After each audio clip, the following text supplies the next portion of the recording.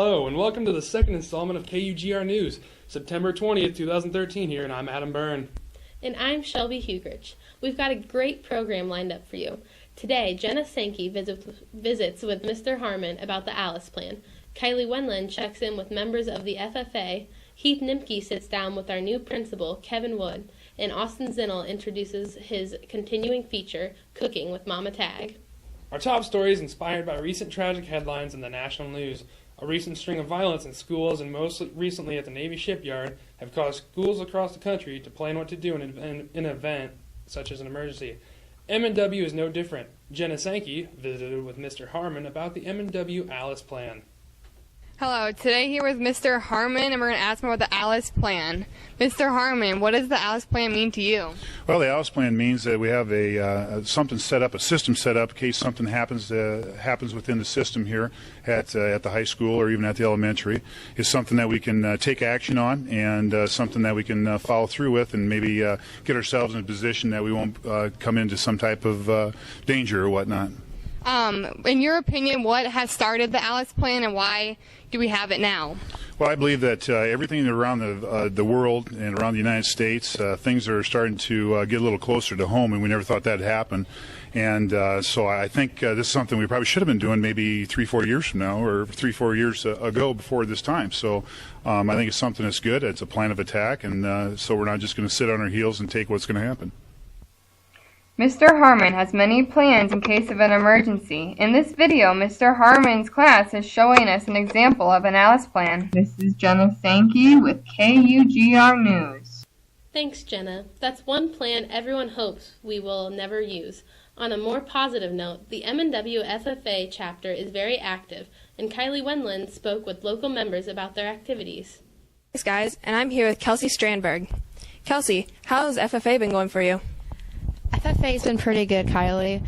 This year, I'm a sophomore, and this is my second year out for FFA. I hold the current position as a Manson Northwest Webster reporter. This year, we also did Feed the Farmer as well as fruit sales. Many of you guys know what fruit sales are. We raise a lot of our money that way through FFA. Thanks, Kelsey. Now I'm here with Justin Moody, a senior member of the FFA soil judging. How did you prepare for soil judging this year? Well, me and the team went out and slept in the field and studied the dirt and came up with new strategies to study the moisture and the texture of the dirt. And how well do you think you guys are going to do this year? We're going to win, plain and simple. We went last year and almost won, and this year we have a better team. Everyone came back, and we're good to go. And I'm Kylie Wenland here with KUGR News. Sounds like things are pretty busy over in the Ag department. Good luck to the FFA members as they continue their year. Another exciting MNW development is the addition of our new principal, Mr. Kevin Wood. Here's Heath Nimke with the story. I'm here with Mr. Wood, the new principal of Manson Northwest Webster. Mr. Wood, we'd like to ask you a few questions today. The first question we'd like to ask, what was it like to get you for this new position? Well, I was pretty excited, for one, to have the opportunity to take on a new role at MNW. I've been a part of Manson for quite a while. I actually graduated from Manson Northwest Webster, and then I came as a paraprofessional, coached, and then started teaching in Manson in 2002, and then I was pretty excited to have the opportunity to take on this new role as principal. What has been the most exciting part so far for you this year? The most exciting part is now having a hand in everybody's education rather than just, I focused on my job as a special education teacher, co-taught some classes, but now I have the opportunity to have my hand in everybody's education and help lead the way to a successful school year. And we got to ask one more question that everyone's dying to know. How is it for your kids and you being the new principal? Taylor's been pretty receptive of the whole idea. The other, Lexi and Caden and obviously Addison doesn't know any better, but they think it's pretty cool.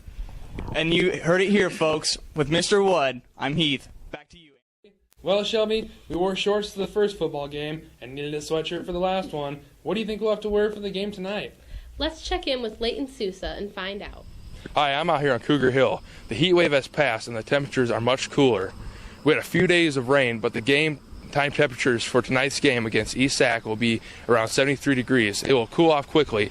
Once the sun sets, you might want to grab an extra sweatshirt. Saturday and Sunday will also be dry with a high around 73. Great fall weather. Back to you, Adam and Shelby. Sounds like a great night for football. With a recap of recent MNW football and other athletic scores, here's Cub reporter Adam Sipker. After a fast start to the season, the football team suffered a gut-wrenching loss last week to the Raptors from Ridgeview, 38-40. The cross-country team performed well at a recent meet in Holstein, where senior Jack Wallstrom and sophomore runners Chase Bolton and Colin Bolton medaled for the boys, while sophomore Caitlin Thompson medaled for the girls. Meanwhile, the volleyball has been back at the net too. The girls suffered a 3-game loss to the state-ranked East Sac Raiders, but they rebounded on Tuesday night in Storm Lake, where they soundly defeated St. Mary's and Alta Aurelia at the crossover in Storm Lake. And that's your Cougar Sports Roundup. I'm Adam Sipker reporting for KUGR News. Here at KUGR, we want to include some fun segments along with our news stories. Senior Austin Zinnel spent time with Miss Julie Tagg in an ongoing series, Cooking with Mama Tagg. Already this week, we would like to introduce a new regular segment, Cooking with Mama Tagg. During every episode, we will take a little time to see what is cooking in the Family Consumer Science Room. Hello and welcome to Cooking with Mama Tagg. What are we cooking today, Mama Tagg? Today we're going to make some cheese quesadillas, Austin. What are we going to need? Well, we need some flour tortillas, or I suppose it could be corn tortillas. Today we're using some flatbread. We need some shredded cheddar cheese, some seasoning like chili powder or taco seasoning. You also could use some shredded chicken if you had it. You could use some green onions, whatever you want to put in there. Some taco sauce for dipping. You could also use sour cream if you'd like. We need some cooking spray, a skillet for frying, spatula for turning, pizza cutter and cutting board for cutting the quesadilla, and a plate to eat. What's our first step? We need to wash our hands. Okay, also you need make sure you use some soap and warm water. You need to wash for 20 seconds. Dry your hands on paper towels when you're done. Okay, the warm water helps kill the germs, right? Yes, it does. Okay, also take a flour tortilla out of the package. Does it matter which way it goes? It really does not. You're going to take about a half a cup of cheese and you're going to put it on half of the flour tortilla. And you can kind of spread it out. Okay, fold your empty half over the filled half. Okay. And we are ready to move that over to the stove. Boy, that was easy. That was easy. We need to put a little bit of cooking spray inside your pan. So if you want to go ahead and spray that, we don't want to do that while the flames are going. It's a gas range, and we don't. Why do we need to spray this pan? Well, it's going to keep this from sticking. It's also going to make it a little bit crispy. Just carefully take your quesadilla and put it in the pan. Careful not to let the cheese spill out. I'm just trying not to burn myself. Good job. Hey, how long does something like this usually take to cook? Well, this is probably just going to take a couple minutes, probably about 2 minutes on each side. But what you need to do is stick your spatula under the side and lift. And when you see it starting to get a little brown underneath, ooh, looks good. It looks brown to me. Get your spatula underneath and flip it over. Be careful not to lose the cheese. I'm sorry, I'm not an expert chef. Perfect. Give it a pat. Yeah. Got another couple minutes and it'll be done. Perfect. And all that's left is to cut that into wedges. Pizza cutter works well. Do you want to drizzle a little bit of this over the top? You like taco sauce, or do you want? I love taco Okay, sauce. don't drown it. I think it's snacking time, Mama Tagg. I agree.